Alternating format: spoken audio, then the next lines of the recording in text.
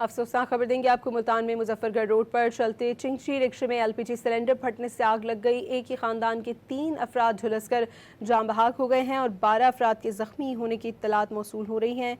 मजीद इस बारे में जानते हैं डॉन न्यूज़ की नुमाइंदे तासिर सुबहानी से। तासिर, अफसोसनाक वाक़े के बारे में बताइएगा।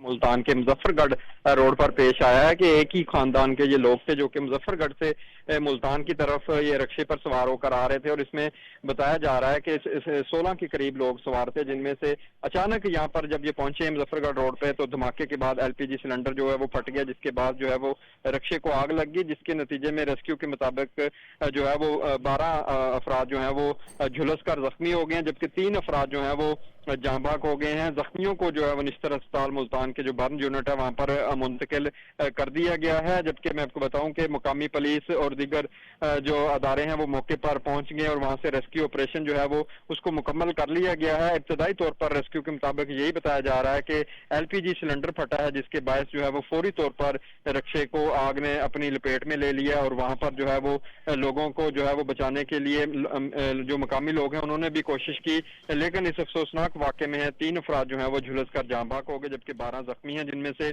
बताया जा रहा है कि अक्सर की हालत जो है वो तशवीशनाक बताई जा रही है। बहुत शुक्रिया तासिर सुबहानी आपका।